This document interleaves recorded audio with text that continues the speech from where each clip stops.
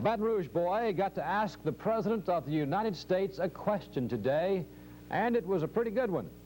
The young man from Baton Rouge asked the President what he's going to do about a high cancer rate in that area here in Louisiana we know as the Cancer Corridor. I know quite a bit about where you live, and I've been in that alley between Baton Rouge and New Orleans many, many times. The cancer rate there is way above the national average. And I think there are two things we should be doing. One is we should be doing a lot more medical research to try to find out what causes these cancers. And the second thing we ought to be doing is to invest more money there to do environmental cleanup. Louisiana has managed to retain its title as the nation's #1 industrial polluter. The EPA made the announcement today. Louisiana has earned the dubious distinction all but 1 year since the ratings came out in 1988. This summer was one of the worst in recent memory when it comes to fish kills in Louisiana bayous and streams. State officials estimate that about 750,000 fish died, most because of exposure to pesticides. Louisiana leads the nation in toxic releases into the environment, and much of it goes into the air. In fact, in 1991, more than 97 million pounds of toxic material was released into Louisiana's atmosphere. And where does Louisiana rank the number of industrial accidents involving toxic chemicals? Well, as Marvin McGraw reports, we're once again at the top of the list.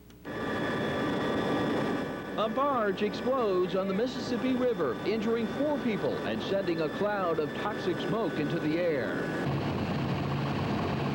Just a week earlier, a massive fire at the Exxon refinery throws emergency crews into action. The fire burns for several days. Statistics show in Louisiana such mishaps occur once every 7 days. What the statistics don't show is the human drama played out behind the scenes of these industrial accidents in communities like Garden City, which lie in the shadows of the Exxon refinery. The children, they make games about it. Well, are we going to be blown up tonight? And life is so uncertain till people don't rest well.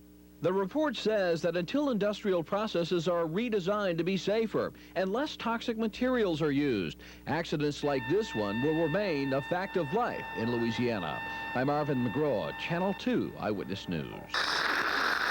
Mary Lee Orr with the Louisiana Environmental Action Network says she's very tired of this argument. For 8 years, that's all the rap they give, you know.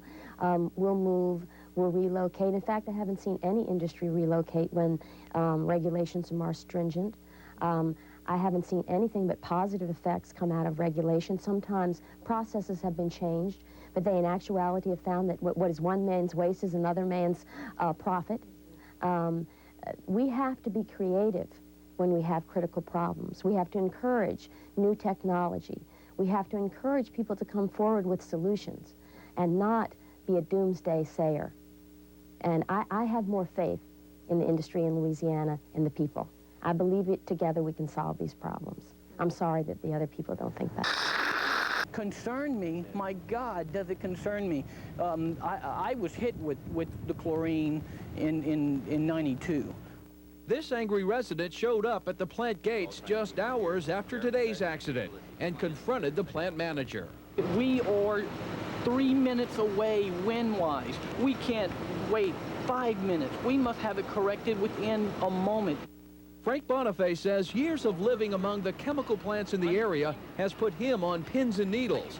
He points to the leak of 6,000 pounds of ammonia last week from a nearby fertilizer plant, and he wonders what's next. What is going to be the next one? Is it a Bhopal?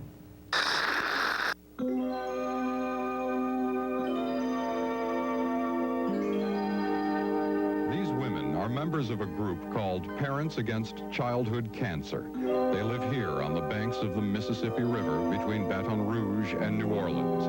They live in the shadow of the tangled steel mazes that house some of America's largest petrochemical companies. This 150-mile stretch they call home is also known as Cancer Alley, Bhopal on the bayou. You have Exxon, Dow, DuPont, Monsanto, Georgia Pacific, I don't know, Shell, Mobil, They're all there. People don't worry. Well, it ain't my kid. Well, it was mine, and I want to know what happens to him. Each of these families saw their world fall apart when they found out their child had cancer they suspect was caused by the chemicals in their local environment. The literature says that it could be due to certain persistent chemicals, where we've got lots of persistent chemicals in our community. Their community is Alson, located on the Mississippi River north of Baton Rouge. It lies at the beginning of the 85-mile industrial corridor. Following the Civil War, newly freed slaves from the nearby plantations and other areas settled in Alson. They lived off the land and hunted and fished in the nearby Devil's Swamp. Its waters produced a wide variety of fish, shellfish, wild game, and fowl. Now the swamp is posted as contaminated with hazardous waste, and people of Alson are told not to eat any wildlife that comes from any part of the swamp. The air is laced with fumes from the 9 nearby petrochemical plants, 2 Superfund sites, a commercial hazardous waste incinerator, numerous hazardous waste landfills, a lead smelting plant, a waste hauling truck storage and washing facility, and the old and new city garbage dump. This industrial plant provides an eerie backdrop for the city's old cemetery.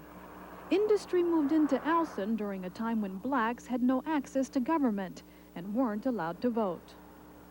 They located there because there were no voices to say, no, this might not be a good thing for this community. That decision was made on a racist basis. That is, we were not allowed to speak, and therefore the siting of industries there was a racist act. And it has become entrenched in the system. Once an industry moves into an area, then you begin to think of that area as an industrial area. And you continue to locate industries, and that's exactly what is happening to us. So it's a type of racism that has become institutionalized.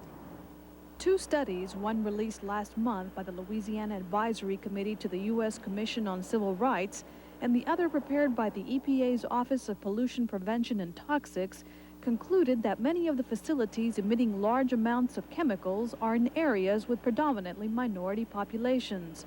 Although the emissions affect everyone, the impact of industrial development, according to the studies, falls disproportionately on predominantly black areas of Louisiana. This is visible between Baton Rouge and New Orleans, where smokestacks and pipelines of oil refineries and petrochemical plants are situated close by predominantly black and poor communities.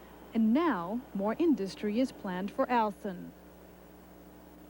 The Superfund site wants to have an incinerator now, so they'll just further add to our burden. The city dump is now moved to our community.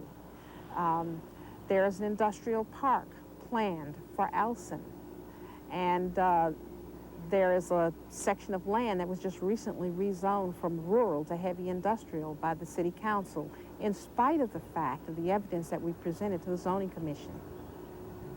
So at this point, things just don't look good for Alson. We're being overwhelmed.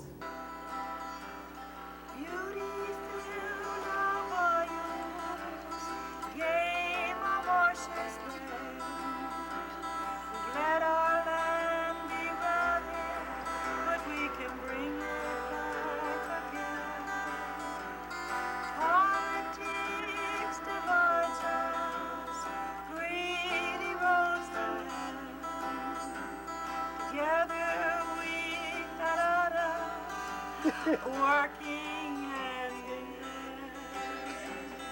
It's easy, Louisiana Bayous.